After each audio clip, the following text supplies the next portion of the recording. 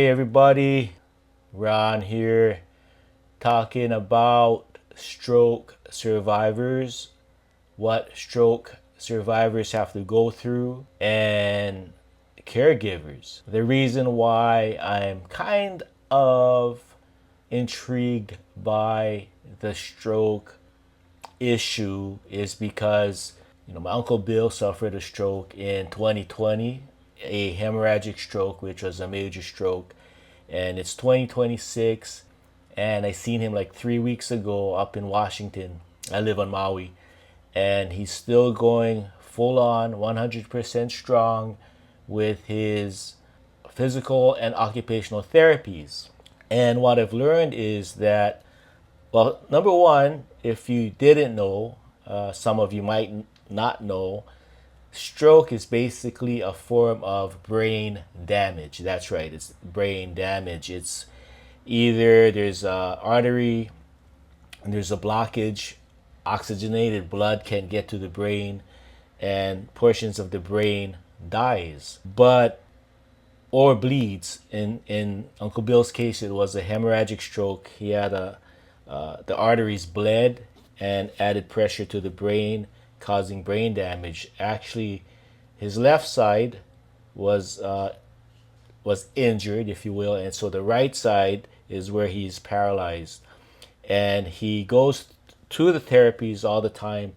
And I didn't know this until a few years ago when I first saw him after his stroke and followed him to the therapies, was the physical therapies, was that when someone suffers a brain injury, especially like a stroke or like an aneurysm, the survivors need to work. They need to try and move their bodies, both sides.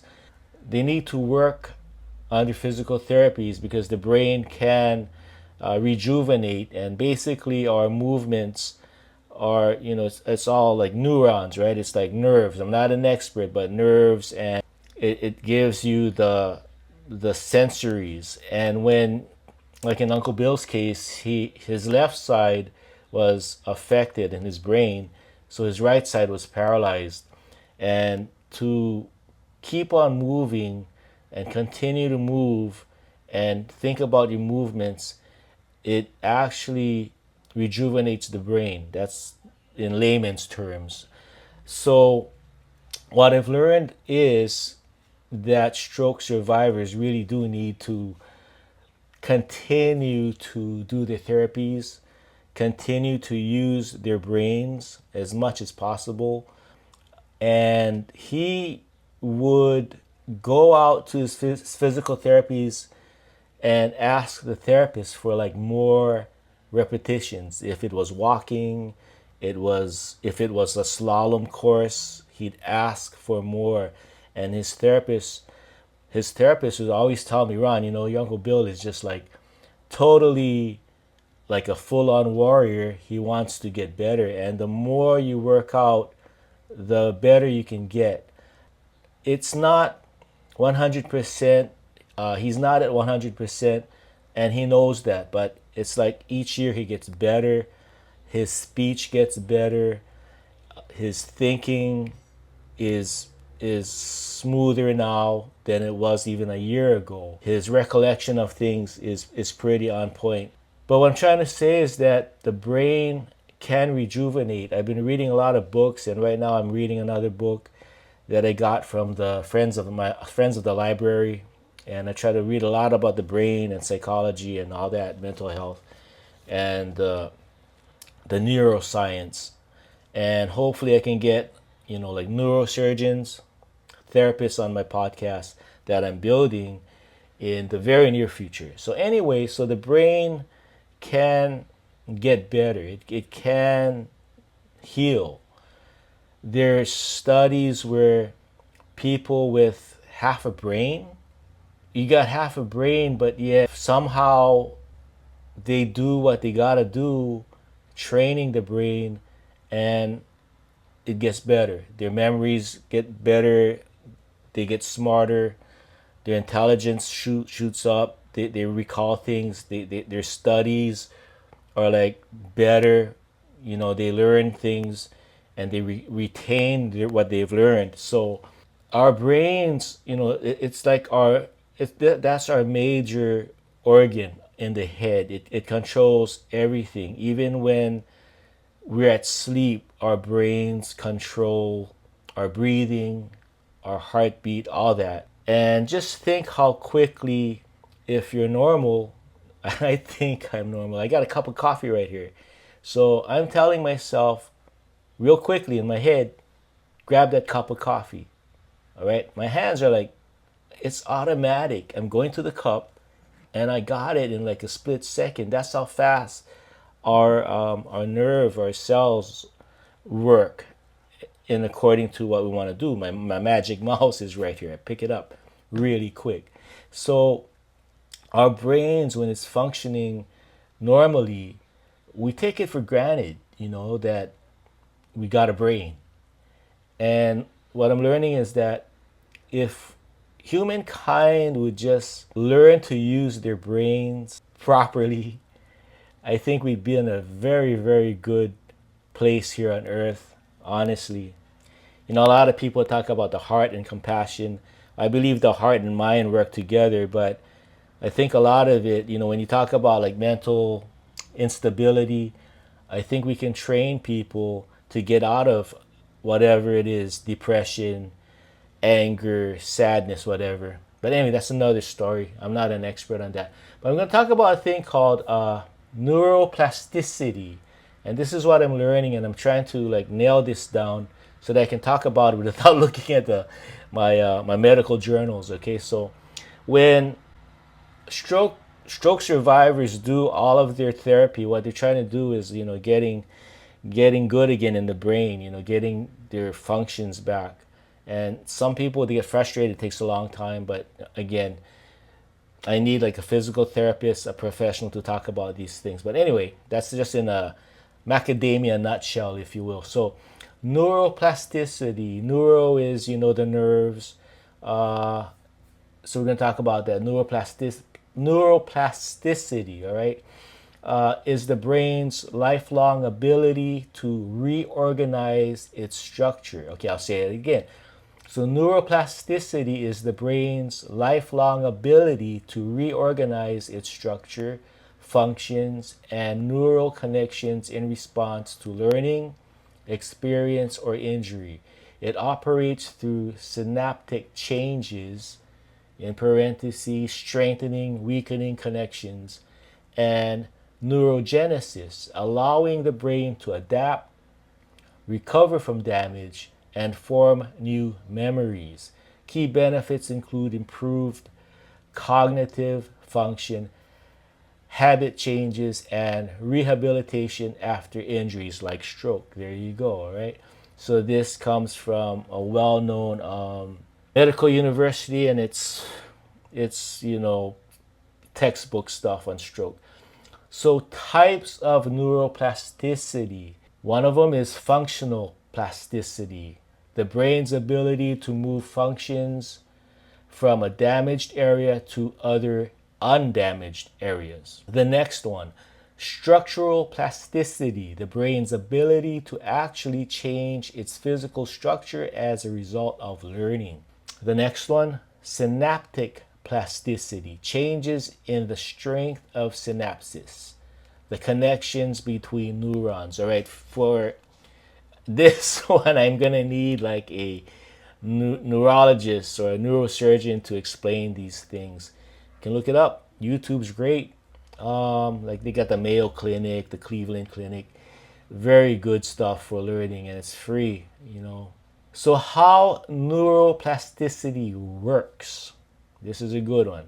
All right, the brain continuously creates new neural pathways and strengthens existing ones while pruning unused ones, a process often described as neurons that fire together, wire together.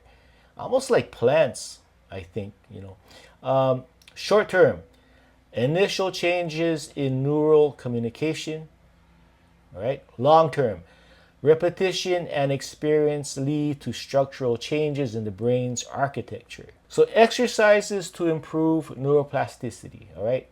Here you go. This is what my Uncle Bill does. Learning new skills. Learning a new language or musical instrument. All right, that improves your brain. It's exercising your brain. Remember, like a long time ago, like people were going to like dementia or like being forgetful when they're getting older. You do the sudokus and crossword puzzles, and that's to keep the brain functioning. Exercising. Physical exercise. Regular aerobic exercise increases brain derived neurotrophic factor. I think I said that right. Maybe wrong. Traveling, exposing the brain to new environments. All right, so whenever you get out of the house, go to even another district in your county or your state, or going to another city it exposes new experiences and new environments. It triggers your brain to, it opens up your brain. Okay, so mindfulness / meditation, these practices can increase cortical thickness. I think I said that right. So this is what I learned from the experts. We get stressed out. We need time to decompress, de-stress, if you will. We need balance in life. Our physical bodies, our mental health, everything. We need balance. If you do something all the time and you don't take a break, you can go crazy. Your body can be a wreck. Okay, so consistent practice. So repetition is key to consolidating new connections. Okay, practice, consistency. Like anything else in life, you want to get better at something, practice.